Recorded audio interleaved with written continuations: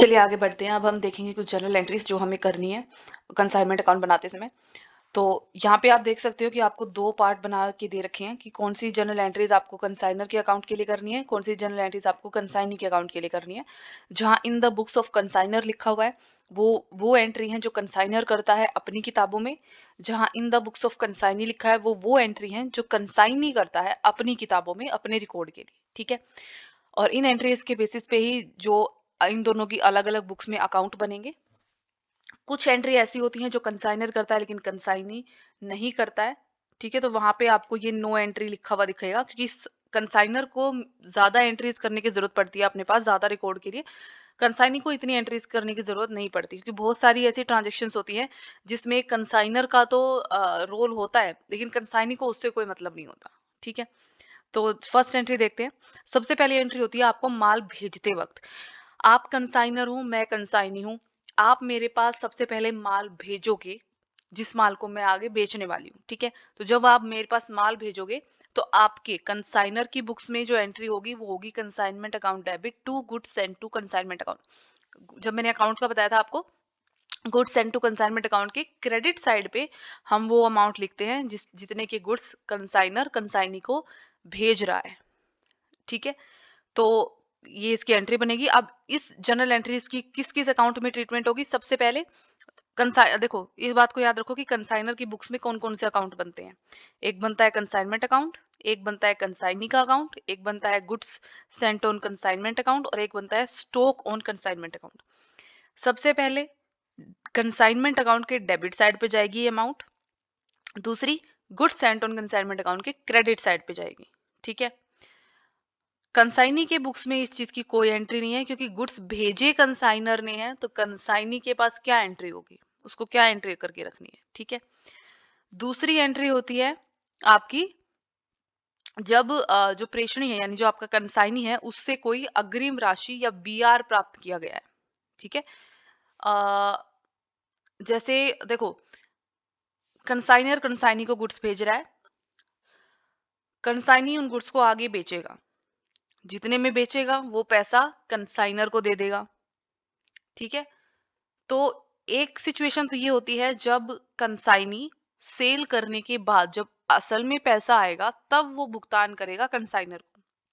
कभी क्या हो सकता है कि कंसाइनर कंसाइनी को बोले कि आप मुझे बिल्स रिसीवेबल दो, ठीक है? बिल्स रिसीवेबल क्या होते हैं? बिल्स रिसीवेबल वो बिल्स जो जारी किए जाते हैं जिनके बदले में आपको पैसा मिलना है।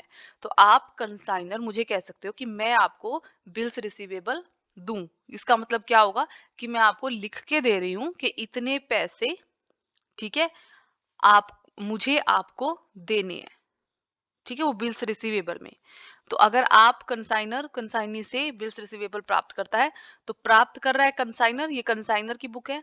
तो डेबिट व्हाट कम्स इन, अगर पैसा आएगा अग्रिम राशि, देखो अग्रिम राशि होती है एडवांस पेमेंट, ठीक है? कंसाइनी मैं कंसाइनी, ठीक है? आपने मुझे गुड्स भेजे आगे सेल करने के लिए। गुड्स मान लो थे 500 के। तो एक चीज तो ये हो सकती है कि मैं पहले गुड्स को सेल करूं फिर आपको पैसा दूं। दूसरी क्या हो सकती है, आप मुझे कह सकते हो कि मुझे एडवांस में पैसा दे दो, तुम इन गुड्स को बाद में सेल कर लेना, ठीक है? तो आप एडवांस में पैसा माँग सकते हो, तो हो सकता है हम मैं आपको एडवांस में पैसा दे दूँ। अगर एडवांस में मैं आपको पैसा दे देती हूँ, तो वो हो जाएगा बैंक अकाउंट डेबिट। अगर मैं आपको एडवांस में पैसा नहीं दे रही, लेकिन मैं बिल्स रिसीवेबल दे रही हूँ, जिससे आप बैंक से डिस्काउंट करवा सकते हो। डिस्काउंट का क्या होता है, वो भी मैं बताऊँगी, ठीक है? तो उस केस में हो जाएगी BR account debit to consignee account, ठीक है? अब अगर आप कंसाइनर उसे बैंक से डिस्काउंट करा ले, तो बैंक से डिस्काउंट कराने का मतलब होता है, मान लीजिए बीआर की जो अवधि है वो है 3 महीने की, यानी 3 महीने के बाद ये मैच्योर होंगे। जब मैच्योर होंगे तब आप इन्हें कैश करवा सकते हो। लेकिन अगर आपको पैसे की पहले ज़रूरत है और उसे आप पहले ही कैश करवाना चाहते हो, आप उसे बैंक से भुना सकते हो। उसमें क्या होएगा, वो बस अपना कुछ डिस्काउंट काट लेगा बैंक और जो है आपको बाकी का पैसा दे देगा। और जब ये बीआर मैच्योर होंगे तो पूरा पैसा वो मेरे से कंसाइनी से ले लेगा। मैंने आपको बीआर मेरे से आपने प्राप्त किए, मैंने आपको बीआर दिया है, तो आप एक काम कर सकते हो, जैसे 3 महीने का, आप 3 महीने बाद मेरे से पैसे लो। दूसरा तरीका ये है कि बीआर आप ले जाओ अपने बैंक में और बैंक वाले से कहो कि भई मेरे को अभी पैसे की ज़रूरत है, ये बीआर है, ये बीआर आप रख लो और मुझे पैसा दे दो। अब बैंक 500 का अगर बीआर है तो बैंक भी तो कुछ फायदा चाहिए ना, वो यूं थोड़ी कहेगा ठीक है 500 का बीआर मुझे दे दो, आप ये पैसा ले जाओ। 500 का बीआर बैंक रख लेगा, तो जब 3 महीने होंगे तो मुझसे बैंक पैसा लेगा तो वो 500 ही लेगा, ना 1 रुपए का फायदा ना नुकसान। ऐसा बैंक नहीं करेगा, तो बैंक क्या करते हैं, डिस्काउंट कर देते हैं उसको, मतलब आपको वो देंगे 450। ठीक है, 500 का बीआर उनका, जब 3 महीने हो जाएंगे तो बीआर तो मैंने जारी किया था, तो पैसा मुझे देना है। अब मैं पैसा किसे दूंगी, बैंक को, और कितना दूंगी, जितने का बीआर था 500 का, तो 50 रुपए का फायदा यहाँ बीच में बैंक ने ले लिया। ठीक है, तो जो अगर आप उसको डिस्काउंट करवा लेते हो तो एंट्री बनेगी जो debit what comes in bank account, debit all the expenses and losses, discount charges इसमें डेबिट हो गया, और टू बीआर अकाउंट। ठीक है, क्रेडिट व्हाट गोज आउट, आपके पास से, आपके हाथ से बीआर चला गया बैंक के पास। ठीक है, अब जब ये तो हो गया कंसाइनर की अकाउंट में, जब कंसाइनर को एडवांस मिलता है, कंसाइनर को बीआर मिलता है कंसाइनी से, या कंसाइनर उनको डिस्काउंट कराता है। दूसरी चीज, कंसाइनी की बुक्स में अगर कंसाइनी को एडवांस मिलता है, ठीक है, कंसाइनी को कमीशन चाहिए होता है जो भी वो सेल करेगा, कंसाइनी को अपने एक्सपेंस जो भी वो सेल करने के लिए करेगा उसका भुगतान चाहिए होता है। कौन करता है सारा भुगतान, कंसाइनर करता है। एक चीज तो ये हो सकती है कि सेल हो जाने के बाद कंसाइनी आपको बताएगा कि भी मेरा इतना इतना खर्चा हुआ है और मेरा इतना कमीशन है, तो आप उसे दोगे। दूसरा चीज ये हो सकती है कि भी आप उसको एडवांस में पैसे दे दो, उसका टोटल मान लीजिए कितना भी होगा 500, आपने उसको 250 रुपये एडवांस में दे दी, ऐसा कर सकते हो। तो अगर कंसाइनी को एडवांस मिलेगा, ठीक है, तो उसकी जो है बैंक वाली एंट्री होगी। और अगर मान लीजिए वो उसकी बुक्स में हो जाएगा फिर बैंक अकाउंट डेबिट, या अगर आपसे मान लीजिए बीआर मिलता है तो उसको BR account debit to consignor account, बिल्कुल उल्टी एंट्री। ठीक है, ओके, ये तो हो जाएगा कंसाइनी की बुक्स में अगर उसको पैसा मिलता है तो, अगर उसको एडवांस मिलता है तो। लेकिन अगर मान लीजिए इसी एंट्री का, कंसाइनी ने कंसाइनर को एडवांस दिया है, इसी एंट्री का अगर हमें देखना हो कि कंसाइनी के बुक्स में क्या असर पड़ेगा, एडवांस दे कौन रहा है, कंसाइनी दे रहा है। ठीक है, बीआर दे कौन रहा है, कंसाइनी दे रहा है, तो कंसाइनी के पास से जा रहा है, क्रेडिट व्हाट गोज आउट, तो बैंक अकाउंट डेबिट या बीपी, इसके बुक्स में बीपी लिखा जाएगा क्योंकि बिल्स पेएबल है इसके लिए। पेएबल मतलब इसको देना है। ठीक है, किसको दे रहा है ये, डेबिट द रिसीवर, कंसाइनर को। ओके, इसी एंट्री का जो इसकी बुक्स में बनेगा वो ये चीज है। और डिस्काउंट कराने की एंट्री कंसाइनी की बुक्स में नहीं बनेगी क्योंकि डिस्काउंट कंसाइनर करा रहा है, यहाँ पे कंसाइनर को कोई मतलब नहीं है। ठीक है, कंसाइनी को यहाँ पे कोई मतलब नहीं है, उसका कोई रोल ही नहीं है। आपके पास बीआर है, आप बैंक से डिस्काउंट करा रहे हो, तो ये चीज हो जाएगी। दूसरी, कंसाइनर भी खर्चे करता है। ठीक है, गुड्स को कंसाइनी के पास पहुंचाना है या कोई भी दूसरा खर्चा वो करता है, तो उन खर्चों का जो एंट्री बनेगी कंसाइनर के अकाउंट में। फिलहाल हम सिर्फ, चलो एक काम करते हैं, पहले कंसाइनर के अकाउंट देख लेते हैं आप, ताकि आप कंफ्यूज ना हो। तो कंसाइनर के अकाउंट में क्या एंट्री बनेगी, खर्चे आपने किस के लिए किए हैं, कंसाइनमेंट के लिए, पैसा आपके पास से जाएगा, तो कंसाइनर की बुक्स में एंट्री हो जाएगी consignment account debit to credit what goes out bank. ठीक है, डेबिट ऑल द एक्सपेंसेस, और एक्सपेंसेस को एक्सपेंस के नाम से नहीं, कंसाइनमेंट के नाम से डेबिट करते हैं। क्यों, क्योंकि सारे खर्चे हम कंसाइनमेंट अकाउंट के डेबिट साइड पे लिखते हैं। ऊपर जब हमने ये कंसाइनमेंट अकाउंट पढ़ा था, इसमें क्या क्या आता है, तो जितने भी खर्चे होते हैं वो सारे आपके, ये देखो, प्रेषक द्वारा किए गए खर्चे, प्रेषणी द्वारा किए गए खर्चे, सारे के सारे कंसाइनमेंट अकाउंट के डेबिट साइड पे जाते हैं। इसलिए खर्चों को हम कंसाइनमेंट अकाउंट से ही शो करते हैं, सीधा सीधा। ठीक है, अब प्रेषणी ने अगर कोई खर्चा किया है, कंसाइनी ने कोई खर्चा किया है, तो वो भी हम यहाँ दिखाएंगे, क्योंकि फिर इससे ये भी तो पता चलेगा ना। यहाँ पे देखो, हमने कंसाइनमेंट अकाउंट में ये चीज भी डालनी है, प्रेषक द्वारा किए गए खर्चे तो है ही है, प्रेषणी द्वारा किए गए खर्चे भी डालने हैं, कंसाइनी द्वारा किए गए खर्चे। कंसाइनी द्वारा किए गए खर्चों को debit the expense consignment account के नाम से, क्योंकि कंसाइनमेंट अकाउंट के डेबिट में जाएगा खर्चा। लेकिन क्रेडिट हम बैंक नहीं करेंगे क्योंकि ये कंसाइनर की बुक्स बन रही हैं, लेकिन पैसा कंसाइनर नहीं दे रहा है, कंसाइनी दे रहा है। अगर पैसा कंसाइनर देता तो क्या होता, बैंक अकाउंट, क्योंकि उसके पास से पैसा जाता, पैसा दे रहा है कंसाइनी, तो कंसाइनी का अकाउंट हमने कर दिया क्रेडिट। ठीक है, अब सेम चीज, पैसा दे रहा है कंसाइनी, तो कंसाइनी के पास से पैसा जा रहा है तो उसकी बुक्स में भी तो एंट्री होगी। क्या एंट्री होगी, क्रेडिट व्हाट गोज आउट, पैसा गया तो टू बैंक अकाउंट, किसको गया, कंसाइनर।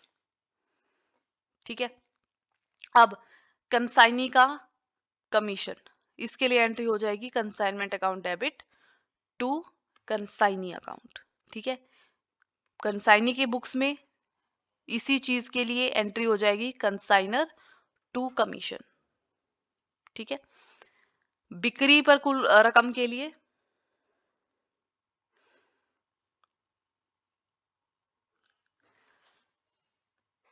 एंट्री बनेगी आपकी consignee account debit to consignment. क्यों?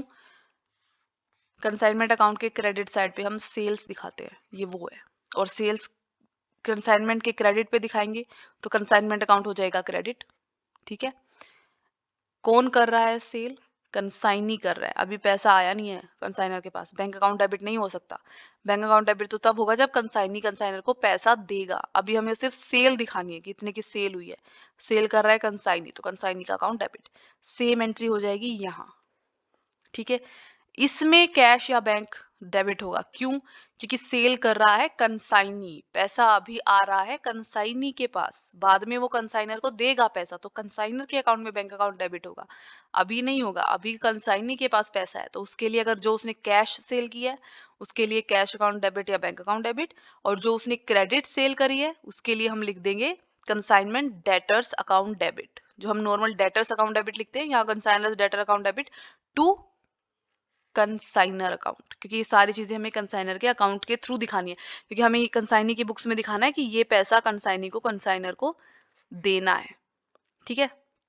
उसके बाद कंसाइनी के पास अगर कोई क्लोजिंग स्टॉक बच जाता है तो उसको भी हमें दिखाना है कि भी इतना स्टॉक बचा। इसकी एंट्री हम करते हैं स्टॉक ऑन कंसाइनमेंट अकाउंट में, तो हम दिखा देंगे stock on consignment account debit to consignment account. इसका इस कंसाइनी की बुक्स में कोई एंट्री नहीं होगी। दूसरी चीज है आपकी लाभ हानि की प्रविष्टि के लिए। तो अगर मान लीजिए आपके कंसाइनमेंट अकाउंट में लाभ होता है तो उसकी एंट्री बन जाएगी consignment account debit to profit and loss account. क्योंकि लाभ कब होगा? जब आपका क्रेडिट साइड जहां सेल्स लिखा हुआ है ये ज्यादा होगा तो प्रॉफिट आएगा यहाँ। ठीक है। इस प्रॉफिट को आप पी एंड एल अकाउंट के क्रेडिट साइड पे डालोगे, तो कंसाइनमेंट अकाउंट के डेबिट में है तो consignment account debit to P and L account. अगर हानि होती है तो हानि आएगी यहाँ कंसाइनमेंट के क्रेडिट में, तो एंट्री बनेगी P and L two consignment account. ठीक है। इनकी में कोई एंट्री नहीं होगी, प्रॉफिट लॉस से इसको कोई मतलब नहीं है। उसके बाद है आपको खाता बंद करना है गुड्स सेंट ऑन कंसाइनमेंट, तो उसका आ जाएगा goods sent on consignment to trading account. Goods sent on consignment account का बैलेंस हम ट्रेडिंग अकाउंट में शिफ्ट करते हैं, ये भी ध्यान रखना। कंसाइनी की बुक्स में कोई एंट्री नहीं होगी इससे रिलेटेड। उसके बाद है हिसाब किताब चुकता होने पर प्रेषणी से शेष राशि जो आपको मिलती है। अब ये वो पैसा मिल रहा है जो यहाँ इसने सेल करी थी, ये देख रहे हो आप, ये जो इसने सेल करी थी ना कंसाइनी ने, तो पैसा तो उसी को मिला था, अभी हमें थोड़ी मिला था, कंसाइनर को थोड़ी मिला था। कंसाइनर को पैसा अब मिल रहा है क्योंकि उसने अपना कमीशन काटा, उसने अपने खर्चे काटे, काट कूट के बाकी का जो पैसा बचा वो उसने कंसाइनर को दे दिया। तो डेबिट व्हाट कम्स इन, ठीक है, एंड क्रेडिट द गिवर। तो bank account debit, BR account debit to consignee. हिसाब किताब चुकता होने पर इसमें क्या एंट्री हो जाएगी? Reverse, debit the receiver, credit what goes out. ठीक है, पैसा अब ये दे रहा है कंसाइनी। तो ये आपकी कुछ जनरल एंट्रीज है, मैं एक बार दोबारा से इसको रिवाइज कर देती हूँ। सबसे पहले कंसाइनर ने गुड्स माल भेजा कंसाइनी को, इसकी एंट्री सिर्फ कंसाइनर की किताबों में होगी। एंट्री बनेगी consignment account debit to goods sent on consignment account. फिर अगर आपको मान लीजिए कंसाइनी से कुछ एडवांस राशि मिलती है या बीआर मिलता है तो कंसाइनर की बुक्स में, क्योंकि कंसाइनर को मिल रहा है, तो बैंक अकाउंट डेबिट किससे मिल रहा है? कंसाइनी से। कंसाइनी दे रहा है, किसको दे रहा है? डेबिट द रिसीवर, कंसाइनर को। क्या दे रहा है? Credit what goes out to bank to BP. ठीक है। सेकेंड एंट्री, अगर कंसाइनर इसको बैंक से जो है डिस्काउंट करवा लेता है तो बैंक अकाउंट डेबिट, जितना पैसा है असल में मिला, जिसे 500 के थे, टोटल बीआर उसको 500 के मिले थे। ठीक है। उसने बैंक से डिस्काउंट कराए तो बैंक ने अपना 50 रुपए का डिस्काउंट काटा और बाकी 450 इसको दे दिए। अब बैंक 500 इससे ले लेगा कंसाइनी से 3 महीने पूरे होने के बाद। ठीक है। डिस्काउंट की राशि को आप कंसाइनमेंट अकाउंट में डेबिट नहीं किया जाता, क्योंकि बिल भुनाने का खर्चा फाइनेंशियल एक्सपेंस होता है, ये ध्यान रखना। ठीक है। इस डिस्काउंट की राशि को हम कंसाइनमेंट अकाउंट में नहीं डालते, इसकी एंट्री बुक्स में कोई एंट्री नहीं होगी। उसके बाद कंसाइनर के जो खर्चे हैं उसमें कंसाइनर जो पैसा अपनी जेब से दे रहा है तो consignment account debit to bank account. ठीक है।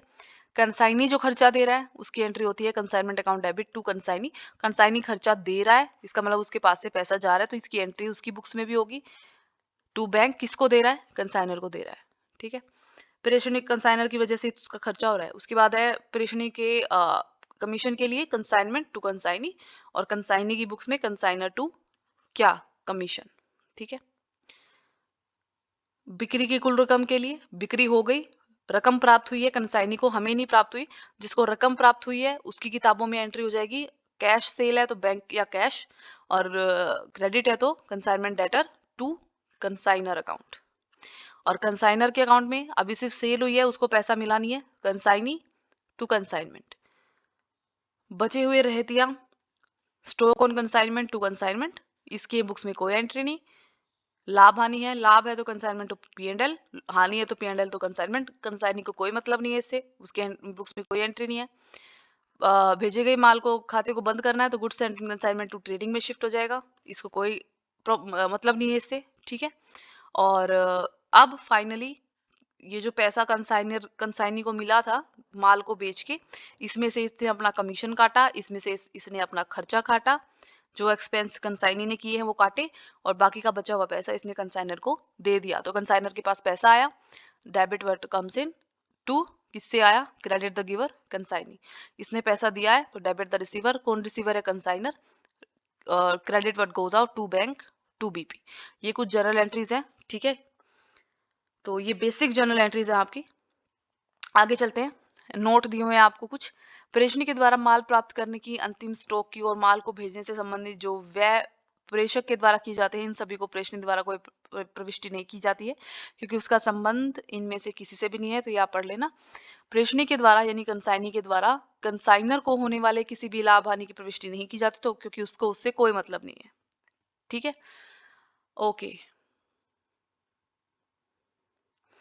मैं आपको एक और पॉइंट बताना चाहती थी।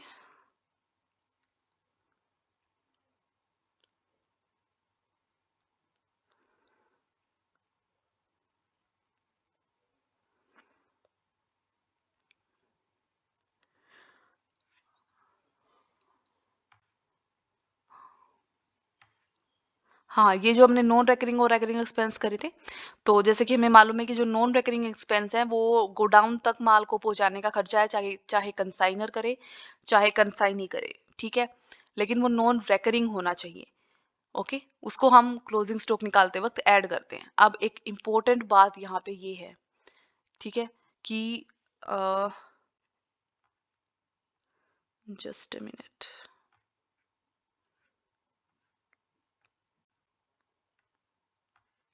ये रहा।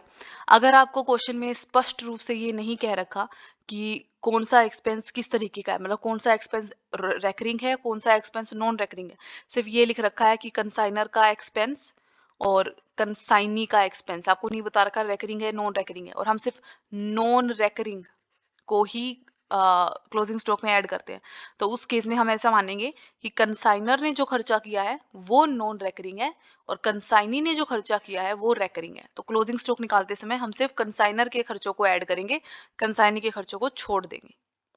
ठीक है, दोबारा रिवाइज कर रही हूँ मैं ये चीज। क्लोजिंग स्टॉक निकालते समय, क्लोजिंग स्टॉक की वैल्यू निकालते समय हमें नॉन रेकरिंग खर्चों को उसमें जोड़ना होता है। नॉन रेकरिंग खर्चे वो खर्चे होते हैं जो माल को कंसाइनी के गोडाउन तक पहुंचाने के लिए और उससे पहले किए जाते हैं, जैसे माल भाड़ा, ऑक्ट्रॉय, लोडिंग, कस्टम ड्यूटी वगैरह वगैरह। ठीक है। चाहे वो खर्चे कंसाइनर ने किए हों, चाहे वो खर्चे कंसाइनी ने किए हों। ठीक है। अगर ये जो कुछ खर्चों का नाम है अगर ये दे रखा है तो हमें मालूम है ये नॉन रेकरिंग है, लेकिन अगर आपको ये नहीं बता रखा स्पष्ट रूप से, आप नहीं कह सकते कि कौन सा खर्चा नॉन रेकरिंग है कौन सा खर्चा रेकरिंग है, तो हम ऐसा मानेंगे कि जो खर्चा कंसाइनर ने किया है सिर्फ वही नॉन रेकरिंग है, इसलिए हम सिर्फ उसी को ही क्लोजिंग स्टॉक निकालते समय ऐड करेंगे, और कंसाइनी के एक्सपेंस को हम वहां पे बिल्कुल ही मतलब क्लोजिंग स्टॉक में नहीं डालेंगे। ठीक है। ओके, अब हमने जनरल एंट्री देखी, अब हम देखेंगे क्लोजिंग स्टॉक या अनसोल्ड स्टॉक, जो स्टॉक आपका नहीं बिका है, जिसे हम कंसाइनमेंट स्टॉक भी कह सकते हैं, कई नामों से पुकार सकते हो आप इसे। कैसे इसको कैलकुलेट करना है, इसकी कैलकुलेशन बहुत इंपॉर्टेंट है आखिरी तक आप, तो इसे ध्यान से देखना। अभी ये थोड़ा सा बेसिक है, इसके बाद थोड़ा एडवांस हो जाएगा, लेकिन इसको आप शुरू से ही ध्यान से देखोगे तो बिल्कुल क्लियर होता चला जाएगा स्टेप बाय स्टेप। ओके, सो जब आप कंसाइनी को कोई भी माल बेचने के लिए देते हो, ऐसा ज़रूरी नहीं है कि वो सारा माल बिक जाए, ठीक है? हो सकता है कुछ माल बिना बिका रह जाए, उसे हम बोलते हैं अनसोल्ड स्टॉक या कंसाइनमेंट स्टॉक। कंसाइनी को करना क्या होता है, उस पूरे माल को वापस कंसाइनर को लौटा देना होता है, ठीक है?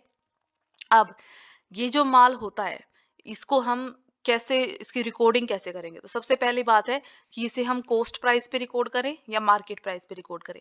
तो जैसे हमारा नॉर्मल क्लोजिंग स्टॉक होता है, उसमें हम क्या रूल है हमारा, कॉस्ट प्राइस और मार्केट प्राइस दोनों में से जो मूल्य कम होगा, उस मूल्य पे आप अपनी किताबों में दिखाओगे। तो यहाँ पे भी यही चीज़ लागू होती है, ठीक है? तो कॉस्ट और मार्केट प्राइस दोनों में से जो भी कम होगा, उस मूल्य पे आप इन्हें अपनी बुक्स में दिखाओगे। लेकिन यहाँ पे जो कॉस्ट है, ये लागत है, इसका अर्थ सिर्फ उस लागत से नहीं है जिस पर कंसाइनर ने माल को खरीदा है, ठीक है? अंतिम स्टॉक का मूल्यांकन करते समय और भी बहुत सारी चीजें होती हैं जो कि मैंने आपको बताया, नॉन रेकरिंग एक्सपेंसेस, जिन्हें हम जोड़ते हैं। तो यहाँ जो कॉस्ट लिखी हुई है, इस कॉस्ट का मतलब सिर्फ वो लागत नहीं है जिस पे कंसाइनर ने माल को खरीदा, ठीक है? आपने भी आगे बेचने के लिए जहाँ से माल कहीं से तो खरीदा होगा, ठीक है? वो माल आपने आगे कंसाइनी को दिया कि तुम इसे आगे बेचो, लेकिन आपने भी तो कहीं से खरीदा होगा, वही जिस जिस जो पैसे देकर, जो प्राइस देकर आपने खरीदा है, वो उसकी कॉस्ट होती है। लेकिन कंसाइनमेंट में हम कॉस्ट का मतलब सिर्फ उस पैसे से नहीं लगाते जो कंसाइनर ने पे करा है माल खरीदने के लिए। हम इसके अंदर नॉन रेकरिंग एक्सपेंस भी जोड़ते हैं, जो मैं आपको बार बार बोल रही हूँ, ठीक है? तो नॉन रेकरिंग एक्सपेंसेस कौन से होते हैं, ये मैंने आपको बताया। प्रेषक द्वारा माल को प्रेषणी के गोडाउन तक पहुंचाने के लिए जितने भी एक्सपेंस किए जाते हैं, सारे के सारे एक्सपेंस आपके डायरेक्ट एक्सपेंस होते हैं, और इनसे आपका क्लोजिंग स्टॉक है उसकी वैल्यू बढ़ जाती है। आपके जो गुड्स हैं, जो भी आपने गुड्स सेंड करे हैं बेचने के लिए, उनकी वैल्यू बढ़ जाती है, तो आपको इनको करना है। देखो कैसे वैल्यू बढ़ती है। आपने मान लीजिए कुर्सियां खरीदी हैं 1000 रुपए की, आप कंसाइनर हो, आपने 1000 रुपए की कुर्सियां खरीदी हैं और 1000 कुर्सियां हैं, ठीक है? आप उसको चंडीगढ़ में बेचने वाले हो, चंडीगढ़ में ज्यादा प्राइस मिलता है कुर्सियों का, तो आप उसे वहां बेचने वाले हो। आपने वो कुर्सियां कंसाइनी को, मैं चंडीगढ़ में यही काम करती हूँ, ठीक है? कि मैं कंसाइनी का काम करती हूँ, और मैं जो है दूसरे शहरों में जो विक्रेता है उनसे कॉन्ट्रैक्ट करके उनकी तरफ से चंडीगढ़ में उनका माल बेचती हूँ, कुर्सियाँ बेचती हूँ, लगा लो, ठीक है? आपने 1000 कुर्सियाँ खरीदी बेचने के लिए, 1000 रुपए की कुर्सियाँ थी, ठीक है? आप भिवानी में बिज़नेस करते हो, आपने सोचा भिवानी में जो है एक कुर्सी के लिए आपको 2 रुपए मिलते हैं, ठीक है? तो आप यहाँ पे 2000 रुपए कमा सकते हो 1000 बेच के। लेकिन चंडीगढ़ में आपको हर एक कुर्सी के लिए 4 रुपए मिलते हैं, तो ये 1000 कुर्सियाँ जो है ना, ये आपकी 4000 रुपए की बिकेंगी। चंडीगढ़ में ज़्यादा प्राइस मिल रहा है, तो आपने क्या सोचा, आपने कंसाइनी ढूँढा एक, जो आपका एजेंट के तौर पे चंडीगढ़ में आपका माल बेच सके, क्योंकि अगर चंडीगढ़ में आप अपनी दुकान खोलोगे तो आपके लिए बहुत महँगा हो जाएगा, ठीक है? तो आपने सोचा कि कंसाइनी तो यही काम करता है, वो दूसरों का माल जगह पे बेचता है, तो किसी कंसाइनी से ही कॉन्ट्रैक्ट कर लेते हैं। आपका कम खर्चा आएगा, उसको बस कमीशन देना पड़ेगा और उसका कुछ खर्चा है वो आपको देना पड़ेगा, ठीक है? तो आपने क्या किया, एक कंसाइनी ढूँढा, ठीक है? मान लीजिए मैं वो कंसाइनी हूँ और आपने मेरे साथ कॉन्टैक्ट किया, आपने मुझे कहा कि ये 1000 कुर्सियाँ हैं, मुझे ये बेचनी है। आपने 1000 कुर्सियाँ मुझे भेज दी चंडीगढ़। चंडीगढ़ मेरा गोडाउन, गोडाउन में मुझे रखनी पड़ेगी जब तक वो नहीं बिकती, ठीक है? इस दौरान किया गया, आपके द्वारा किया गया कोई भी खर्चा है ना, ठीक है? वो इन कुर्सियों के मूल्य में ऐड होता जाएगा, क्योंकि आप इन कुर्सियों को बेचने के लिए भेज रहे हो और आपकी लागत आ रही है। वो लागत कहाँ से रिकवर करोगे आप? कहीं से तो रिकवर करोगे। जो भी दुकानदार होता है, जब आपको कोई सामान बेचता है, तो वो उस प्राइस पे थोड़ी बेचता है जिस प्राइस पे वो सामान, आप किसी दुकान से टॉफी भी लेने जाते हो ना, तो दुकानदार आपको जितने रुपए में वो टॉफी बेचता है, उससे ज्यादा रुपए में वो टॉफी,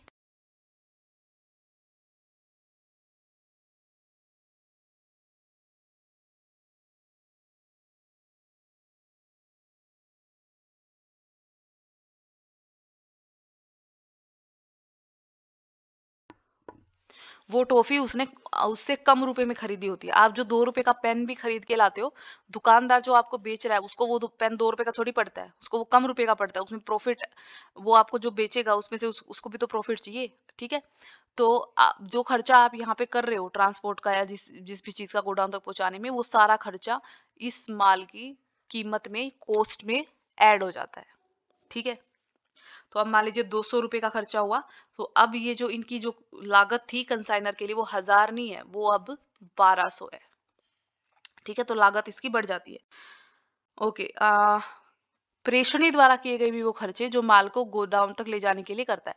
अगर मान लीजिए जो जैसे ये जो खर्चे हैं, ट्रांजिट में इंश्योरेंस है, ऑक्ट्रॉय है, क्लियरिंग चार्जेस है, एक्साइज ड्यूटी है, कस्टम ड्यूटी है, डॉक चार्जेस है, लोडिंग है, अनलोडिंग है। लोडिंग मतलब ट्रक में लादने का खर्चा, और अनलोडिंग मतलब ट्रक से उतारने का खर्चा। ये सारे खर्चे कोई भी कर सकता है, कंसाइनर भी कंसाइनी भी, कोई फर्क नहीं पड़ता। दोनों में से कोई भी करता है वो आपका नॉन रेकरिंग है। ठीक है, रेकरिंग खर्चे बाकी के जैसे गोडाउन का rent, selling expense, advertisement, godown insurance वगैरह वगैरह, इनसे माल की कीमत नहीं बढ़ती। इन खर्चों से माल की कीमत नहीं बढ़ती। अगर ये खर्चे, ऑब्वियस सी बात है, ये सारे खर्चे कंसाइनी करता है और उसको ये खर्चे चुकाए भी जाते हैं। ठीक है, क्योंकि ये खर्चे वो आपके गुड्स को सेल करने के लिए कर रहा है। अगर वो एडवर्टाइजमेंट कर रहा है तो आपके गुड्स को सेल करने के लिए, तो आपको उसको वो खर्चा देना पड़ेगा, लेकिन माल की लागत में ये नहीं जुड़ती। ठीक है, जो ये माल है ना, इसकी लागत में ये नहीं जुड़ेगी। तो जो कस्टमर है जिनको ये बाद में बेचा जाएगा सामान, उनके ऊपर इन एडवर्टाइजमेंट का इनका बोझ नहीं आता। ठीक है, उनके ऊपर नहीं जाता, क्योंकि लागत जितनी बढ़ेगी सेलिंग प्राइस प्रॉफिट उसमें ऐड होगा, और सेलिंग प्राइस उतना ही ज्यादा होगा। ठीक है, तो ये होता है नॉन रेकरिंग और रेकरिंग का असर, कि नॉन रेकरिंग से माल की लागत बढ़ जाती है, लेकिन रेकरिंग से नहीं बढ़ती। इसीलिए हमें क्लोजिंग स्टॉक में इसे ऐड करना होता है। क्यों ऐड करना होता है? क्योंकि जो माल हमारे पास बिना बिका रह गया, हमें देखना है कि उसकी लागत कितनी है, क्योंकि हमें उसे अपनी बुक्स में रिकॉर्ड करना है कि इतने रुपए का गुड्स था जो बच गया। कितने रुपए का गुड्स था, वो कितने रुपए जो है ना, वो निकालते हैं हम यहाँ पे। तो वो जो कितने रुपए हैं, वो नहीं है जो जिसमें कंसाइनर ने होलसेल में खरीदा था, नहीं, वो कितने रुपए हैं जितने में इसने खरीदा था, प्लस जो इसका ये गोडाउन तक पहुंचाने का जो खर्चा हुआ वो। ठीक है, तो ये या मार्केट प्राइस, जो दोनों में से कम होगा, उस पे हम क्लोजिंग स्टॉक को दिखाएंगे।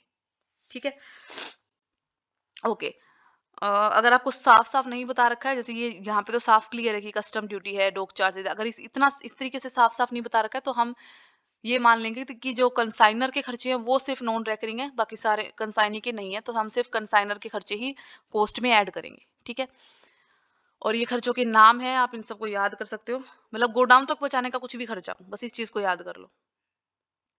ओके, एडवांस बाई कंसाइनी, ऊपर जब हमने जनरल एंट्री पढ़ी थी ना, उसमें क्या था कि कंसाइनी कंसाइनर को एडवांस देता है। ठीक है, देखो, कंसाइनर कई बार क्या चाहता है कि जो आपका कंसाइनी है वो कंसाइनमेंट के संबंध में कोई एक निश्चित राशि है जो अग्रिम रूप से उसे दे। अब यही एग्जांपल दे लेते हैं। ठीक है, आपने मुझसे कॉन्टेक्ट किया आपने मुझे 1000 कुर्सियां दी कि ये बेचनी है। ठीक है, अब एक चीज तो ये है कि ये मैं बेचूंगी, फिर मुझे मान लीजिए 4000 में बिक गई, 4000 रुपये मिलेंगे, बाद में मैं 4000 में से अपना कमीशन, मान लो मेरा कमीशन 200 रुपये था, और मेरा टोटल खर्चा इनको बेचने में हुआ है 50, ये 250 रुपये काट के बाकी का जितना भी पैसा बचा है वो सारा का सारा आपको दे दूंगी, क्योंकि उस पैसे पे आपका हक है। ठीक है, दूसरी अरेंजमेंट क्या हो सकती है, कंसाइनर कह सकता है कि भाई ये 1000 कुर्सियां मैं तुम्हें दे रहा हूँ बेचने के लिए, 4000 में ये बिकेंगी। ठीक है, अब तुम एक काम करो, 1500 रुपये मुझे एडवांस दे दो, क्योंकि 4000 में तो ये बिकेंगी ही बिकेंगी। ठीक है, तो 1500 तुम मुझे एडवांस दे दो, बाद में क्या होगा, 1500 अगर एडवांस दे दिए और कुर्सियां 4000 में बिकी, ठीक है, तो ये हो जाएगा 2500। इस 2500 में से बाद में कंसाइनी अपना ये खर्चा, जो भी खर्चा है वो काट के बाकी बचा हुआ पैसा कंसाइनर को दे देगा। ठीक है, तो दोनों में से कोई भी अरेंजमेंट हो सकती है, चाहे तो आप उसमें से कुछ एडवांस ले लो, दोनों की अंडरस्टैंडिंग के ऊपर डिपेंड करता है, या फिर आखिर में ही टोटल पैसे में से वो अपना कमीशन और खर्चा काट के आपको दे देगा, या कुछ एडवांस आपको पहले दे देगा, क्योंकि अगर आप श्योर हो कि हाँ सामान बिक जाएगा और इतने का बिकेगा, ठीक है, और आपका खर्चा, कंसाइनी का खर्चा उसमें से बाद में निकल जाएगा, जैसे 2500 था, ठीक है, इसमें से 250 आराम से निकल गए उसका खर्चा, बाकी का बचा हुआ वो कंसाइनर को दे देगा। ठीक है, तो वो एडवांस दे सकता है।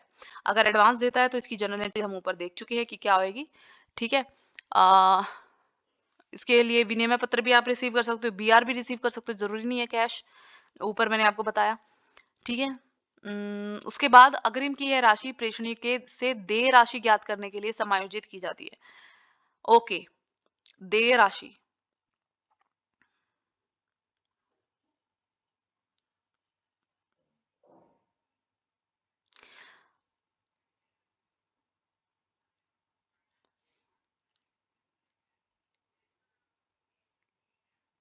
ओके, देय राशि से यहाँ पे पता है क्या मतलब है? देय राशि से मतलब है इस राशि से जो यहाँ पे बचेगी। जैसे यहाँ 250 रुपए अगर मैंने 4000 में से काटे तो ये हो गया इतने, और यहाँ से काटे तो इतने। ये देय राशि मतलब कंसाइनर को जो राशि देनी है सेल करने के बाद, ठीक है? तो अगर मान लीजिए आप सारा पैसा सेल होने के बाद, एक्चुअल सेल होने के बाद कंसाइनी से लेते हो, तो वो उसका अपना खर्चा काटेगा 250 और आपको 3750 रुपए दे देगा, ठीक है? ये आपका 3750 लो, मैंने आपकी कुर्सियाँ बेची जो 1200 की थी, यहाँ पे खर्चा-वर्चा होके ये कॉस्ट थी उसकी, और मैं आपको 3750 रुपए ये लो अपने। मैंने अपने खर्चे-वर्चे काट लिए सेल में से, कमीशन काट लिया, खर्चे काट लिए, ठीक है? ये है देय राशि। दूसरी, अगर आप उससे एडवांस माँग लेते हो तो 1500 उसने पहले दे दिया आपको, ठीक है? 2500 का माल, 2500 रह गए, ठीक है? अब वो माल-वाल बेचा उसने, माल बेचा तो उसको मिले 4000 रुपए, ठीक है? 4000 रुपए उसको मिले, लेकिन 4000 में से 1500 वो पहले आपको दे चुका है, तो ये तो उसको देने की ज़रूरत नहीं है। अब बच गए 2500, ठीक है? 2500 में से उसने 250 रुपए अपने काटे कमीशन का, खर्चे का, अब बच गए 2250। ये 2250 रुपए वो आपको दे देगा। यानी अब वो 4000 में से आपको सिर्फ 2250 देगा, क्योंकि 1500 वो आपको पहले ही दे चुका है। ठीक है? ये है देय राशि, जिस देय राशि की ये बात हो रही है। ठीक है? अब प्रॉब्लम यहाँ ये है, अगर सारा माल बिक गया तो देय राशि निकालने में कोई प्रॉब्लम ही नहीं है। बस 1000 थी, 1000 की 1000 कुर्सियां आपकी बिक गई, कुछ भी क्लोजिंग स्टॉक नहीं बचा आपका, इतना पैसा मिला कंसाइनी को, चाहे उसने पहले एडवांस देके बाकी का पैसे में से अपना काट के आपको दे दिया, ये देय राशि निकल गई आराम से। चाहे टोटल आप ले रहे हो तो ये हुआ, अपना कमीशन खर्चा काटा, ये देय राशि होगी, ये आपको दे देगा। बिल्कुल सिंपल है कैलकुलेशन। प्रॉब्लम वहां आती है जहाँ क्लोजिंग स्टॉक बचता है, क्योंकि क्लोजिंग स्टॉक बचता है तो आपको दो चीजों की एंट्री करनी पड़ती है। पहली, एक तो आपको जो टोटल जितने का भी आपको सेल करना था, एक तो ये है कि उसका कमीशन कटेगा, उसका खर्चा कटेगा। दूसरा, इस क्लोजिंग स्टॉक की वैल्यू भी घटेगी। देय राशि मतलब कंसाइनर को जो पैसा देगा गुड्स को सेल करने के बाद, ठीक है? तो क्लोजिंग स्टॉक क्या है? जो गुड्स बिना बिके रह गए। तो ऑब्वियस सी बात है, जो गुड्स बिना बिके रह गए उनका पैसा कंसाइनी तो कंसाइनर को देगा नहीं, ठीक है? तो इसीलिए इसकी अब ये जो देय राशि है, ये देय राशि पे फर्क पड़ता है कि कितनी देनी है कंसाइनी को, कंसाइनर को। तो उस टाइम हमें क्या ध्यान में रखना होता है? तो देखो, यहाँ पे लिखा है कि अग्रिम की यह राशि प्रेषणी से यानी कंसाइनी से देय राशि ज्ञात करने के लिए समायोजित की जाती है। ये जो एडवांस आप दे रहे हो, ये आप समायोजित करते हो कि इतना मेरे को एडवांस मिल चुका है, ठीक है? 1500 आपने एडवांस ले लिया, ठीक है? 2500 ये आप एडवांस ले चुके हो। 2500 का गुड्स बेचना है, ठीक है? सेल प्राइस, इसमें से वो खर्चे वर्चे काटेगा, लेकिन अगर इसमें से 1000 रुपए का गुड्स बिकने से रह गया, नहीं बिका, तो अब देय राशि कितनी होगी? जबकि आप 1500 रुपए पहले ले चुके हो। तो कंसाइनी को मिले 4000, तो 1500 तो एडवांस नहीं दे सकता, 1000 के बिके नहीं तो 1000 भी नहीं दे सकता, बाकी बच कितना गया? 1500। 1500 में से वो आपको देगा, ठीक है? तो ये थोड़ा सा मैंने सिंपल करके बताया, कैलकुलेशन में देखेंगे कैसे करना है। तो इस तरीके से है, क्योंकि यहाँ पे दो पॉइंट है। पहला तो एडवांस ले चुके हो, अब मान लो आप 1500 एडवांस ले चुके हो, आपको लगा था कि ये 1000 कुर्सी है 4000 में बिकेंगी, तो आपने कहा भी 1500 दे दे मुझे एडवांस, 4000 तो मिलेंगे ही मिलेंगे, ठीक है? क्या प्रॉब्लम है? 1500 आपने एडवांस में ले लिए, 2500 के अभी 2500 रह गए आपके, ठीक है? मान लो 2500 में से 2250 का माल आपका बिका ही नहीं है, सिर्फ 250 रुपए का माल बिका, क्लोजिंग स्टॉक बच गया, ठीक है? अब जो आपका कंसाइनी है उसको जो पैसा मिला होगा माल बेच के, कितना मिला होगा? 1500, तो अगर 2500 में से इतने का नहीं मिला, टोटल 4000 का माल था, तो 4000 में से उसको 2250 का माल नहीं बिका उसका, ठीक है? सिर्फ बाकी माल बिका है, इतने का 1750 का ही माल बिका है, जिसमें से 1500 वो आपको पहले ही दे चुका है। ₹250 उसका अपना खर्चा कमीशन है, वो काटेगा वो, ठीक है? तो ये कैलकुलेशन करने में थोड़ी-सी अब आपको वो देखनी है ध्यान से कि कैसे ये कैलकुलेशन करनी है। इसकी भी 2 शर्तें हैं। ओके। अच्छा, यहाँ पे समस्या क्या उत्पन्न होती है जब कुछ माल बिना बिका रह जाता है कि जो कंसाइनी है उससे देय राशि ज्ञात करने के लिए अग्रिम की संपूर्ण राशि समायोजित की जाए या आंशिक। अब ये कह रहा है कि ये जो देय राशि है, मान लीजिए क्लोजिंग स्टॉक ज्यादा का बच जाता है, तो ये समायोजित पूरी राशि जो एडवांस में मिली है कंसाइनर को वो करी जाए देय राशि निकालते समय, या ऐसा कुछ हिस्सा किया जाए।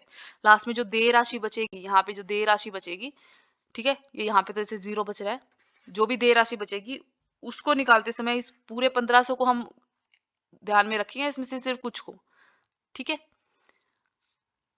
अब ये डिपेंड करता है कि अग्रिम जो आपने दिया था कंसाइनी ने उसका नेचर क्या है, ठीक है। दो चीज है, अगर अग्रिम की राशि, एडवांस की राशि जो आपके गुड्स हैं, जो आपका सामान है, उसकी सिक्योरिटी के रूप में नहीं दी गई है, तो कंसाइनी से देय राशि ज्ञात करने के लिए अग्रिम की संपूर्ण राशि को समायोजित किया जाएगा, ठीक है। बिल्कुल सिंपल। अगर अग्रिम की राशि माल की सिक्योरिटी के रूप में दी गई है, तो जैसे जैसे माल बिकता जाएगा वैसे वैसे अग्रिम रूप से जमा कराएगी ये राशि विक्रय के लिए माल के अनुपात में समायोजित होगी, ठीक है। मतलब जैसे जैसे माल बिकेगा, पूरी को समायोजित नहीं करोगे।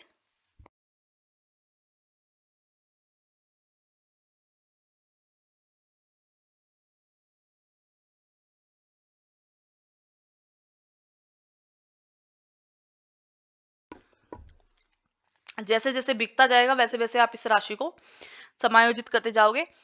बाकी की बची हुई राशि आपकी एडवांस ही चलती जाएगी, उसको आप एडवांस के रूप में ही दिखाते जाओगे कि ये एडवांस है, ठीक है। देय राशि नहीं है, एडवांस है। देय राशि वो राशि जो देनी है, एडवांस जो आपने पहले ले लिया, ठीक है। तो जैसे आपको एक एग्जांपल है, मान लो 100 वस्तुओं के लिए 30,000 रुपए अग्रिम जमा कराए गए थे। एडवांस आपको मिला था कंसाइनर को 30,000 रुपए का, सिर्फ 75 वस्तुएं ही बिकी। तो क्या आप पूरे 30,000 को एज एन एडवांस दिखाओगे या कम को, ठीक है। तो अगर तो ये 30,000 गुड्स की सिक्योरिटी के लिए जब नहीं दिए गए थे, तो ये 30,000 के 30,000 दिखाओगे आप, ठीक है। लेकिन अगर ये गुड्स की सिक्योरिटी के लिए दिए गए थे, तो उस रेशो में दिखाओगे जिस रेशो में आपकी वस्तुएं बिकी है। यानी 30,000 आपको 100 वस्तुओं के लिए मिले थे, 75 ही बिकी, तो 75 के लिए हो गई 22,050। तो इनकी जो विक्रय राशि है इसके विरुद्ध आप सिर्फ 22,500 को ही समायोजित करोगे। बाकी जो 7500 है ये आपके एडवांस के रूप में आप इसे कैरी फॉरवर्ड कर दोगे। कैरी फॉरवर्ड का मतलब,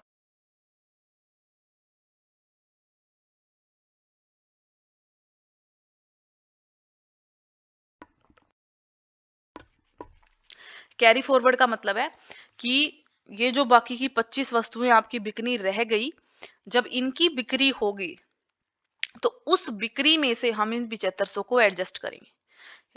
यहाँ पे ये माना जाएगा कि ये 7500 इन 25 वस्तुओं से संबंधित एडवांस है, इन 75 से संबंधित एडवांस नहीं है। इन 75 से संबंधित सिर्फ इतना है जो इनके अनुपात में निकला है। तो इसे हम कैरी फॉरवर्ड करेंगे, जब ये 25 वस्तुएं बिक जाएंगी तो उसकी देय राशि में हम इस 7500 को एडजस्ट करेंगे, ठीक है। और अगर ये सिक्योरिटी के रूप में नहीं दी गई होती तो हम क्या करते, इन 30,000 को इन 75 वस्तुओं की ही एडवांस मान लेते, ठीक है। ओके, इस पर्टिकुलर बुक में इन्होंने क्या किया, इस पर्टिकुलर बुक में इन्होंने ये अनुपात वाला मेथड अपनाया। यहाँ पे कंफ्यूज मत होना, क्योंकि ये जब हम एक्चुअल में जब क्वेश्चन करेंगे ना तो ये ज्यादा क्लियर हो जाएगा कि कैसे अनुपात में। बस फिलहाल तुम यही याद रखना कि सिक्योरिटी के रूप में अगर नहीं दी गई है तो एडवांस की पूरी राशि को हम सेल प्राइस में एडजस्ट कर लेते हैं। अगर सिक्योरिटी के रूप में दी गई है तो जिस अनुपात में सेल हुई है उस अनुपात में एडवांस की राशि को हम सेल में इंक्लूड करते हैं, देय राशि में, ठीक है। ओके, अब हम दो इलस्ट्रेशन करवाऊंगी मैं इस वाले लेक्चर में। तो इन इलस्ट्रेशंस को अच्छे से देखना, क्योंकि इसमें क्लोजिंग स्टॉक कैसे निकालना है ये इंपॉर्टेंट चीज है, ठीक है। फर्स्ट इलस्ट्रेशन में तो हम प्रॉपर करेंगे सारी एंट्री, सारे अकाउंट्स, जो अकाउंट कंसाइनर के बुक में बनाने हैं, जो अकाउंट्स कंसाइनी के बुक में बनाने हैं, सभी के सभी।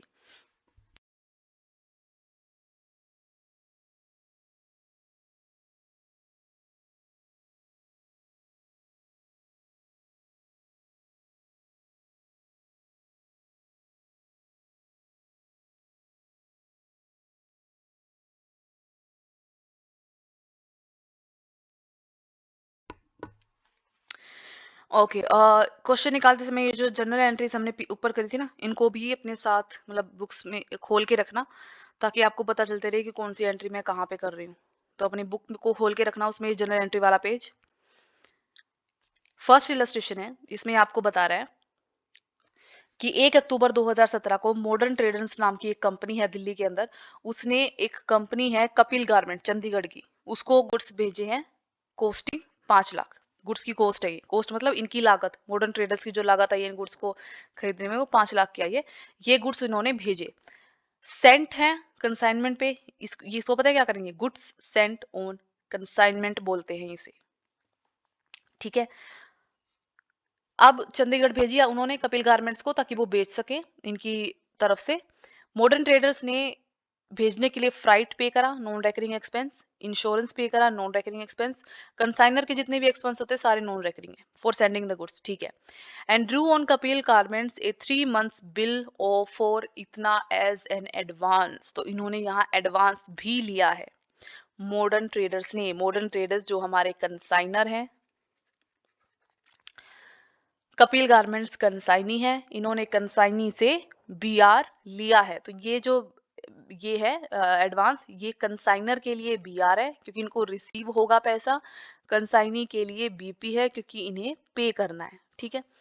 द बिल वॉज डिस्काउंटेड, इन्होंने डिस्काउंट भी करवा लिया, 3 महीने का वेट नहीं करा मैच्योर होने का, पहले ही बैंक से डिस्काउंट करा लिया। तो आप देखोगे 3 लाख के बीआर थे, 10,000 रुपए बैंक ने काट के 2 नंबर दे दिए। अब जब 3 महीने पूरे होंगे ना, तो बैंक पूरे 3 लाख कपिल गारमेंट से लेगा। 3/4 of the goods were sold. अब यहाँ देखोगे कि सारे गुड्स नहीं बिके, 3/4 गुड्स बेच दिए इन्होंने 5,50,000 में, ठीक है। ही इनकर्ड द फॉलोइंग एक्सपेंसेस। अब कंसाइनी के कितने एक्सपेंस हुए, सबसे पहले ऑक्ट्रॉय नॉन रेकरिंग, यहाँ हमें स्पष्ट रूप से बता रखा है रेकरिंग और नॉन रेकरिंग का डिफरेंस, तो यहाँ हम अलग अलग निकाल सकते हैं। गोडाउन का रेंट रेकरिंग, क्योंकि ये गोडाउन में पहुंचने के बाद का रेंट है, बाद का खर्चा है। Selling expense recurring. Kapil garments were entitled to receive 8% ordinary commission. Commission भी ध्यान रखना कितने 3 तरीके का होता है, तो 8% ऑर्डिनरी कमीशन दोगे, 4% डेल क्रेडेयर कमीशन दोगे उनको, टोटल सेल्स पे मिलता है ये भी। Assuming that Kapil Garments paid the amount due by means of a bank draft, कि बाकी जो बची हुई अमाउंट जो भी देनी बनती थी कपिल गारमेंट्स की कंसाइनी की, वो इन्होंने बैंक ड्राफ्ट के थ्रू दी है। आपको जर्नल एंट्रीज बनानी है, लेजर अकाउंट्स बनाने हैं दोनों पार्टीज की बुक्स में, ठीक है। ओके, तो सबसे पहले हम स्टार्ट करते हैं कंसाइनर की बुक से। जर्नल एंट्रीज अपनी खोल के रखना, ठीक है। कंसाइनर की बुक से स्टार्ट करते हैं सबसे पहले। तो हम लिखेंगे यहाँ पे बुक्स ऑफ कंसाइनर कौन है, मॉडर्न ट्रेडर्स। जो एंट्रीज इनसे संबंधित है सिर्फ हम वही यहाँ लिखेंगे। जर्नल एंट्रीज खोल के रखना मतलब क्वेश्चन वाली नहीं, ये जो ऊपर वाली जर्नल एंट्रीज है ना यहाँ पे, ये जो दोनों आपको दिखा रखी है कि कंसाइनर की बुक में कौन सी एंट्री होगी, कंसाइनी की बुक में कौन सी एंट्री, ये दोनों ये खोल के रखना, ये वाला पेज, ताकि आपको पता चलता रहे कि मैं कौन सी एंट्री लिख रही हूँ और क्यों लिख रही हूँ, ठीक है। मॉडर्न ट्रेडर जो हमारे कंसाइनर है, जर्नल एंट्री बनाते हैं। सबसे पहले गुड्स को सेंड करने की एंट्री, इन्होंने 5 लाख रुपए के गुड्स सेंड किए, तो इसकी एंट्री हमारी बनती है कंसाइनमेंट अकाउंट डेबिट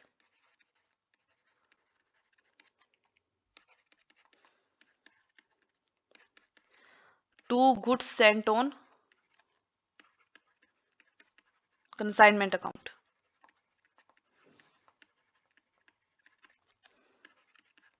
ठीक है। 5 लाख रुपए के गुड्स सेंड करे तो 5 लाख रुपए हमने इसमें डाल दिए, क्लियर। ओके, कंसाइनी की बुक्स में इसकी कोई एंट्री नहीं होती है, तो ये ध्यान रखना। सेकेंड चीज हुई है यहाँ पे, कंसाइनर ने खर्चे पे करे हैं। कौन कौन से खर्चे पे करे हैं, फ्राइट के 30,000 और इंश्योरेंस के 5,000। कंसाइनर खर्चे पे करा है, कंसाइनर की बुक्स में हम एंट्री कर रहे हैं, तो पैसा जाएगा टू बैंक अकाउंट। इस चीज को ध्यान रखना, हम किसकी बुक्स में एंट्री कर रहे हैं। टोटल 35,000 का खर्चा किया इन्होंने, 30,000 तो फ्राइट के और 5,000 इंश्योरेंस के, ठीक है। नॉन रेकरिंग है ये। Okay, and Drew on Kapil garment से 3 मंथ बिल, इन्होंने बीआर रिसीव करा है। तो बीआर जब रिसीव करते तो एंट्री क्या बनती है, BR account debit to consignee account. Consignee कौन है यहाँ पे, कपिल।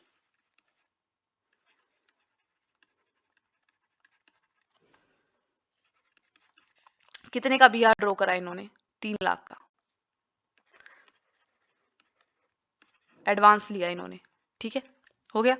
अब इन्होंने क्या किया, इंतजार नहीं किया, बिल के मैच्योर होने का पहले ही इसे बैंक से डिस्काउंट करा लिया।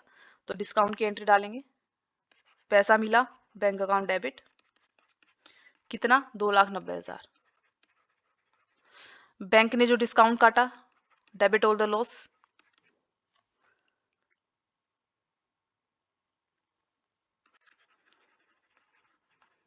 डिस्काउंट चार्जेस अकाउंट डेबिट 10,000 का काटा to BR account, total BR है 3 लाख का। अब ये बीआर मिल गया आपके बैंक को, ठीक है। इस चीज की एंट्री, बीआर इशू करने की एंट्री कंसाइनी की बुक में क्या होगी, याद है, कंसाइनर टू बीपी, ठीक है। ओके, नाउ आगे उसने क्या बोल रखा है कि 3/4 of the goods were sold, 3/4 goods बेच दिए गए, ठीक है। जब कंसाइनी गुड्स सेल करता है तो कंसाइनर की बुक में क्या एंट्री होती है, consignee to consignment, consignee to consignment, क्योंकि पैसा कंसाइनर को नहीं मिला है, कंसाइनी को मिला है। पैसा जिसे मिला है कंसाइनी की बुक्स में बैंक की एंट्री होगी, ये वाली एंट्री है, ये वाली। अभी सिर्फ गुड्स सेल करे तो कंसाइनर को कोई पैसा नहीं आया, सिर्फ कंसाइनी के पास पैसा आया, कंसाइनी ने बेचे हैं, ठीक है। यहाँ एंट्री हो जाएगी कंसाइनी टू कंसाइनमेंट, कि हमने दिखा दिया कि हाँ इस तारीख को गुड्स जो है वो बेचे जा चुके हैं। तो कंसाइनी अकाउंट डेबिट, कंसाइनी है Kapil,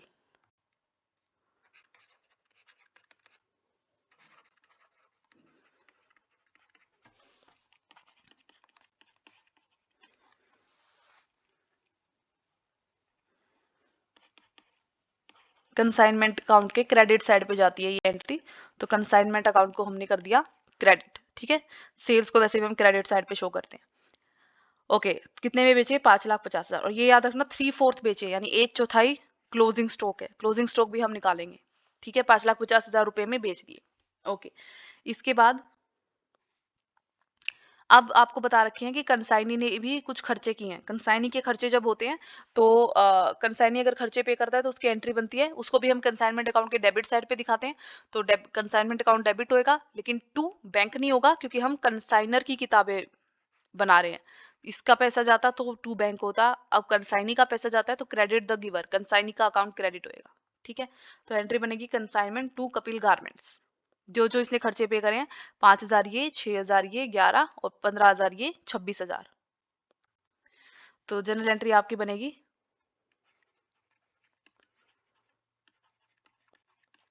consignment account debit to Kapil garments account,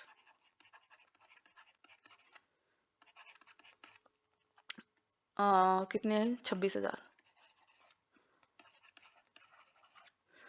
ठीक है। इसके बाद इसका कमीशन दे रखा है, 8% ऑर्डिनरी है, 4% इसका डेल क्रेडियर कमीशन है। ओके, तो ये कमीशन हम अभी कैलकुलेट करना पड़ेगा। कमीशन मिलता है सेल्स के ऊपर।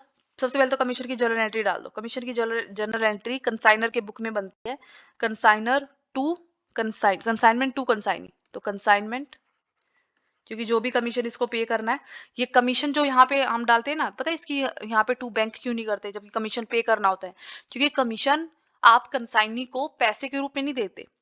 सेल उसने करी, ठीक है, 5,50,000 की, पैसा किसके पास है, कंसाइनी के पास ही, अभी उसने आपको दिया नहीं है, ठीक है, मैंने आपको पैसा दिया नहीं है, मैं अपना कमीशन खुद काट के बाकी का पैसा आपको दूंगी, ठीक है। तो आपकी तरफ से मेरे पास पैसा नहीं आएगा, आपके पास तो बचा हुआ पैसा आएगा, ठीक है।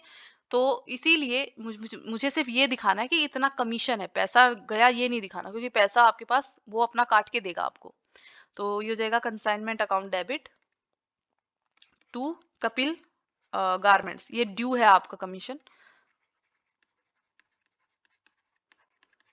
ठीक है। कितना कमीशन है, देखो कमीशन कैलकुलेट करते हैं। सेल हुई है 5,50,000 की, ओके, 8% है इसके ऊपर ऑर्डिनरी कमीशन, और जो डेल क्रेडियर कमीशन है वो है 4%। डेल क्रेडियर कमीशन भी टोटल सेल्स के ऊपर लगता है। तो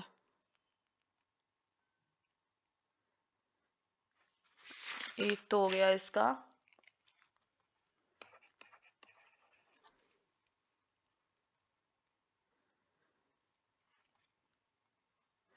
$22,000, ठीक है, ये भी टोटल सेल पे लगता है, ये भी टोटल सेल पे लगता है। टोटल सेल कितने रुपए की हुई है? 5,50,000 की। तो ये भी इस पे मिलेगा, ये भी इस पे। ठीक है, 8% निकालोगे इतना, 4% निकालोगे इतना। टोटल कमीशन हो गया 66,000। तो टोटल कमीशन जो ड्यू हुआ है वो हुआ है 66,000। वो अपना 66,000 काट के 5,50,000 में से बाकी पैसा आपको देगा। जब पैसा मिलेगा तो bank account debit to consignee. ठीक है, कंसाइनर की बुक में। ओके,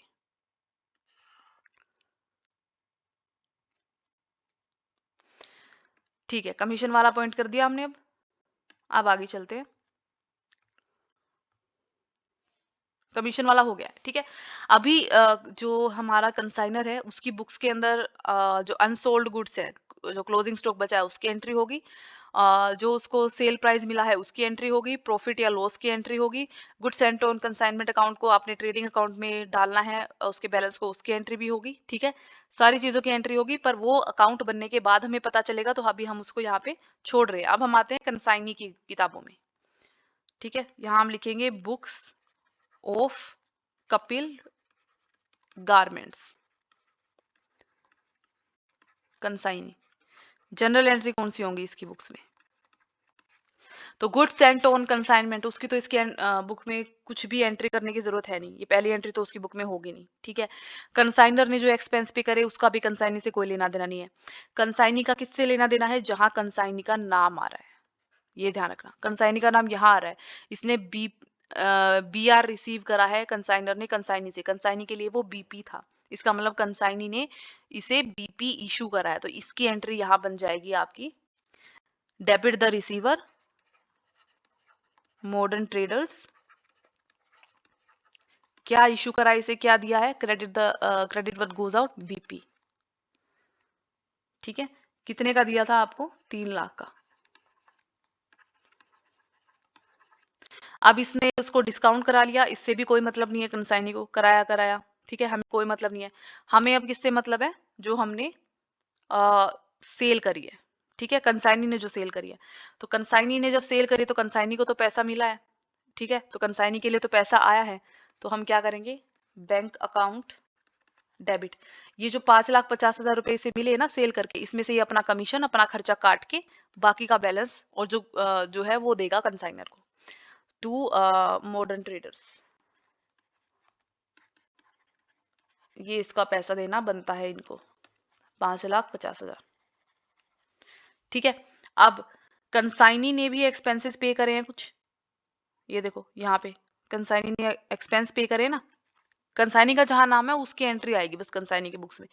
इसने खर्चा पे करा है कंसाइनी ने 26,000, तो पैसा पे करा है, तो यानी बैंक पैसा गया। ठीक है, एंट्री बनेगी consignor account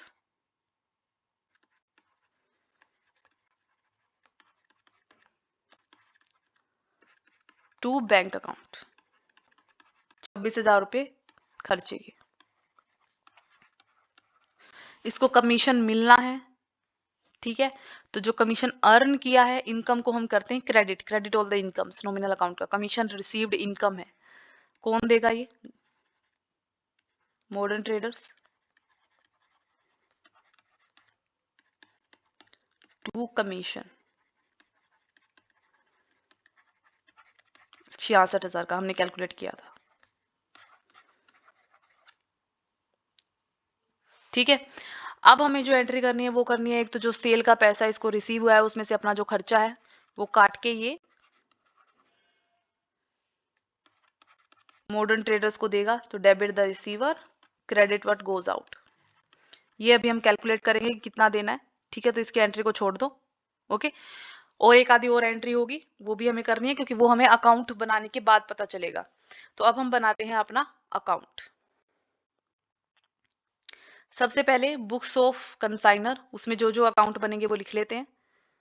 books of consignor में जो अकाउंट बनते हैं हमारे, consignment account, goods sent on consignment account, consignee का अकाउंट और स्टॉक ऑन कंसाइनमेंट अकाउंट। ये 4 अकाउंट तो बनाने ही बनाने हैं। बाकी जितनी भी आपने जनरल एंट्रीज करी हैं उसमें जो जो आपको अकाउंट का नाम दिखेगा वो भी हमें बनाना पड़ेगा। ठीक है, तो पहले हम जो मेन 4 अकाउंट है वही बनाते हैं। कंसाइनमेंट अकाउंट,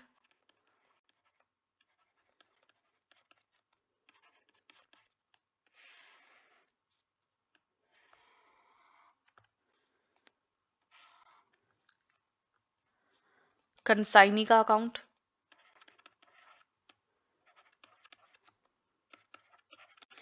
यहां आप लिख दोगे कपिल ट्रेडर्स गारमेंट्स।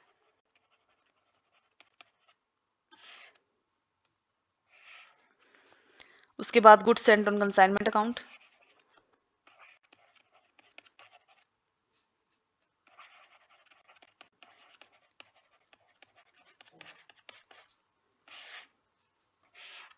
और स्टॉक, इसको बोलते हैं हम स्टॉक ऑन कंसाइनमेंट अकाउंट, जहां पे हम क्लोजिंग स्टॉक दिखाते हैं।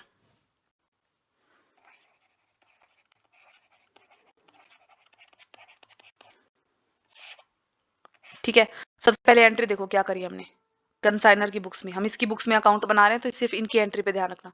सबसे पहले गुड्स सेंट ऑन कंसाइनमेंट की एंट्री, दो जगह पे एंट्री होगी, कंसाइनमेंट अकाउंट में और goods sent on consignment account में। कंसाइनमेंट अकाउंट में डेबिट साइड पे जाएगी, goods sent on consignment account में क्रेडिट साइड पे। तो कंसाइनमेंट अकाउंट के डेबिट साइड पे डाल दो to goods sent on consignment account, कितने के गुड्स सेंड करे थे, 5 लाख के। दूसरी एंट्री जाती है goods sent on consignment account में बाय कंसाइनमेंट अकाउंट। अब goods sent on consignment account का जब मैंने आपको ऊपर बताया था क्या होता है, तो मैंने बताया था कि इसका जो बैलेंस है उसको हम ट्रेडिंग अकाउंट में ट्रांसफर करते थे। तो इसको कुछ नहीं करना, सिर्फ ट्रेडिंग अकाउंट के अंदर ट्रांसफर कर दोगे आप 5 लाख, खत्म। ठीक है, और इस वाले की आप जर्नल एंट्री बना दोगे कंसाइनर की बुक्स में। क्या जर्नल एंट्री बनेगी, goods sent to consignment account के डेबिट साइड पे ट्रेडिंग अकाउंट 2 किया है, तो एंट्री बनेगी goods sent to consignment account debit to trading account.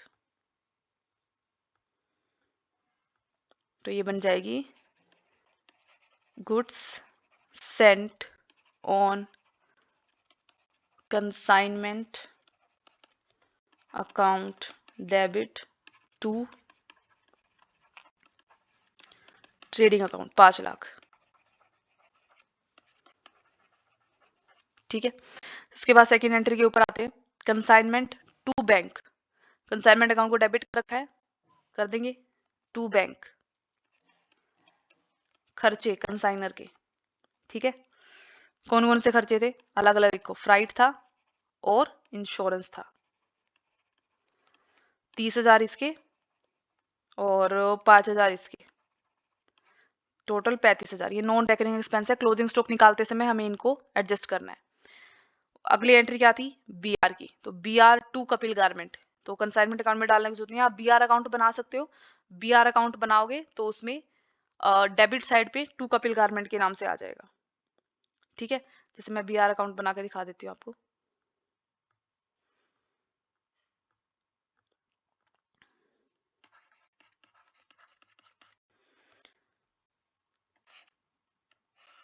ठीक है, बी आर अकाउंट, तो हम एंट्री क्या बनी थी, बी आर टू कपिल, तो यहाँ इसके डेबिट में टू कपिल गारमेंट्स, कितने के बी आर थे, 3 लाख के। ठीक है, उसके बाद इन्होंने डिस्काउंट करा लिए, तो एंट्री बनी bank discount to B R. To B R, B R को हमने क्रेडिट किया है तो क्रेडिट साइड पे बैंक और डिस्काउंट के नाम से एंट्री हो जाएगी। तो यहाँ हो जाएगा बैंक 2,90,000 और यहाँ हो जाएगा बाई डिस्काउंट चार्जेस 10,000, हो गया 3 लाख 3 लाख। ठीक है, अगली एंट्री है आपकी कंसाइनी टू कंसाइनमेंट। ठीक है, तो कंसाइनमेंट अकाउंट में एंट्री जा रही है और कंसाइनी के अकाउंट में ये हो रहा है। ठीक है, तो कंसाइनी के अकाउंट में भी एंट्री डाल देंगे और कंसाइनमेंट के अकाउंट में कंसाइनमेंट अकाउंट में भी एंट्री डाल देंगे।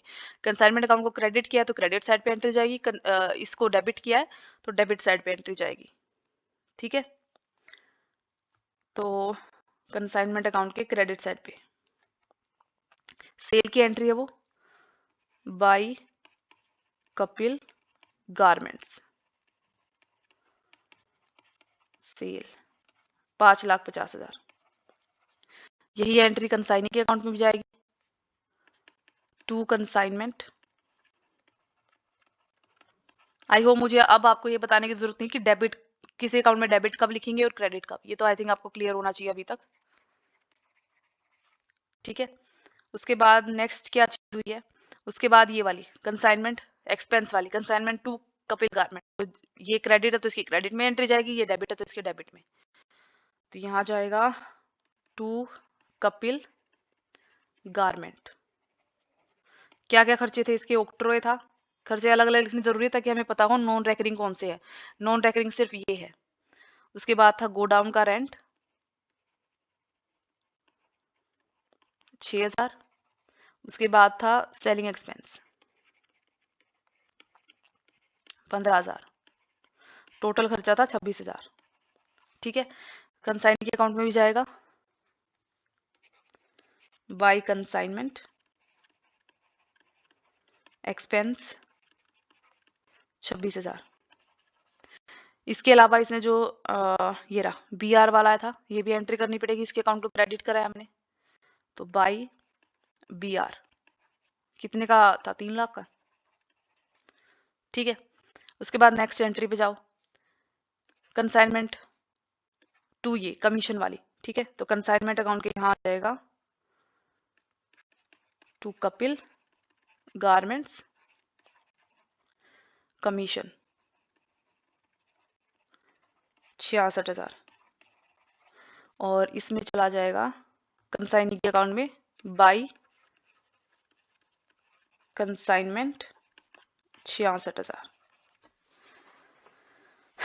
ठीक है, तो कमीशन तक का हमारा काम हो चुका है, कंसाइनमेंट अकाउंट हमारा पूरा, यहाँ हम सारी जनरल एंट्रीज अभी तक की कर चुके हैं।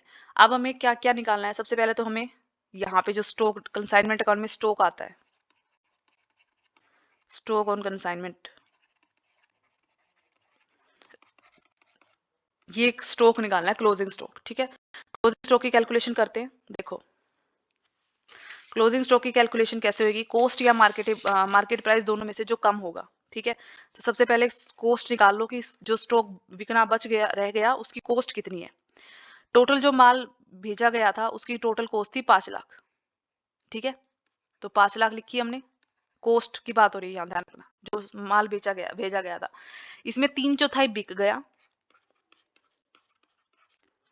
5,50,000 में, ये सेल है, सेल प्राइस। 1/4 अनसोल्ड है, तो हमें सिर्फ अनसोल्ड वाला चाहिए, तो इसका 1/4। ठीक है, ये आएगा आपका 1,25,000। इसका मतलब ये है कि जो माल आपने 1,25,000 की लागत पे खरीदा था वो बिकना रह गया। ठीक है, प्लस नॉन रेकरिंग एक्सपेंस, तो कंसाइन के सारे खर्चे नॉन रेकरिंग होते हैं, पूरे के पूरे 35,000, लेकिन कंसाइनी के ये गोडाउन तक पहुंचाने के ऑक्ट्रॉय 5,000। ठीक है, लेकिन इनका भी टोटल नहीं, ये 35,000 तो पूरे गुड्स के लिए है 100%, सिर्फ इसका 1/4 ही हमारा अनसोल्ड रहा है, इसीलिए हम यहाँ पे इसका भी 1/4 ही लेंगे, जितना अनसोल्ड है उसके ही अनुपात में लेंगे हम, और 5,000 का भी 1/4। ठीक है, ये आ जाएगा आपका 8,750 और 1,250, मतलब जो गुड्स की लागत 1,25,000 से उससे संबंधित सिर्फ इतने कंसाइनर के खर्चे हैं और इतने कंसाइनी के, ये हो गया 1,35,000। ठीक है, ये हमारा आ गया क्या कहते हैं उसको, अनसोल्ड गुड्स। ठीक है, स्टॉक ऑन अच्छा, इसकी अनसोल्ड गुड्स को दिखाने की जो एंट्री बनती है वो बनती है, दो अकाउंट में जाता है ये, कंसाइनमेंट में और स्टॉक ऑन कंसाइनमेंट में। तो इसकी जो जनरल एंट्री बनेगी वो है stock on consignment account debit to consignment account.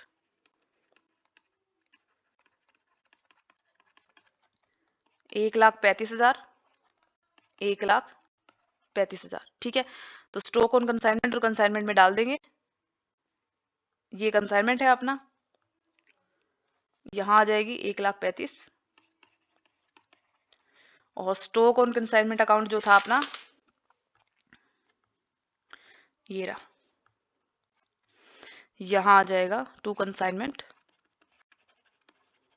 1,35,000। इसको भी हम क्लोज कर देंगे, इसको क्लोज हम करते हैं बस अगले साल इसका बैलेंस कैरी फॉरवर्ड कर देते हैं। कि अगले साल हम इसको बेच देंगे इतने के माल को, इस साल नहीं बिका अगले साल बेच देंगे, ठीक है। ओके, इसके बाद हमारा कंसाइनमेंट अकाउंट बन चुका है पूरा, कमीशन वमीशन सब लिख के, कमीशन एक्सपेंस सब कुछ लिख ला के। तो अब हम करेंगे इसका टोटल प्रॉफिट या लॉस निकालेंगे। इस साइड का टोटल आपका बन रहा है 6,85,000 और इस साइड का टोटल इससे कम है, तो यानी आपको प्रॉफिट हुआ है। प्रॉफिट हम P&L अकाउंट में डाल देते हैं, तो ये प्रॉफिट आएगा आपका 58,000, 6,85,000, ठीक है। इसकी जर्नल एंट्री बनेगी consignment account debit to P&L account. अब बना देते हैं।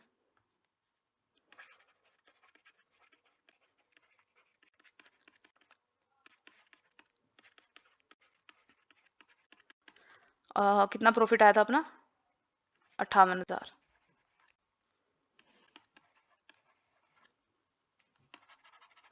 ठीक है। अब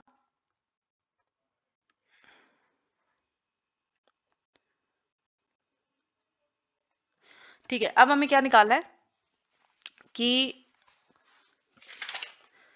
कंसाइनी से हमें कितना पैसा मिलना है और कंसाइनी को हमें कितना पैसा देना है, ठीक है। तो वो पता चलेगा हमें कंसाइनी के अकाउंट से। कंसाइनमेंट अकाउंट पूरा हो गया अपना। कंसाइनी के अकाउंट में देखो,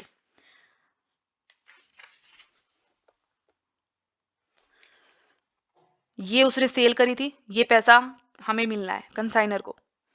ये कंसाइनी का कमीशन और उसके खर्चे हैं, ये हमें उसे देना है। और ये BR है उसका एडवांस, ठीक है। जो एडवांस वो 3 लाख दे चुका है, वो बार बार थोड़ी देगा हमें। तो 5,50,000 मैंने आपको ऊपर बताया था ना कि जो एडवांस वो पहले दे चुका है उसको काट के जो पैसा बचा है उसमें से अपने खर्चा और कमीशन काटेगा, फिर बचा हुआ पैसा आपको देगा। तो 5,50,000 में से जब ये काटा तो ये हो जाएगा, पैसा जाएगा उसके पास से, तो by bank account, credit what goes out, ठीक है। ये हो जाएगा आपका, सॉरी, इसकी बुक्स में है, कंसाइनर की बुक बना रहे हैं ना, तो debit what comes in by bank account.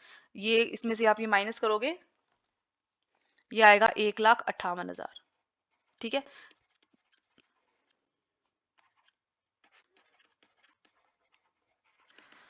इसकी बस जनरल एंट्री बना दो, debit what comes in bank account debit to, किससे मिला है आपको पैसा, कंसाइनी से, तो टू कपिल गारमेंट्स। 1,58,000 हमें मिल गए टोटल, ठीक है।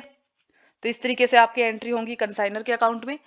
ऐसे ही आप कंसाइनी के अकाउंट में करोगे, ठीक है। कंसाइनी के अकाउंट में जो की बुक्स में जो अकाउंट बनते हैं, मेन जो अकाउंट होगा वो होगा आपका कंसाइनर्स अकाउंट। तो कंसाइनी की बुक में जब मैं अकाउंट बनाऊंगी तो मेन होगा कंसाइनर का अकाउंट। हमारा कंसाइनर है मॉडर्न ट्रेडर्स,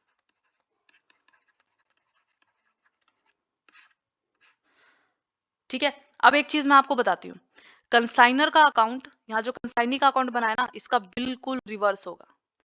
कंसाइनी के अकाउंट में जो चीजें आपने क्रेडिट साइड में डाली हैं, कंसाइनर के अकाउंट में वही चीजें डेबिट साइड में आएंगी।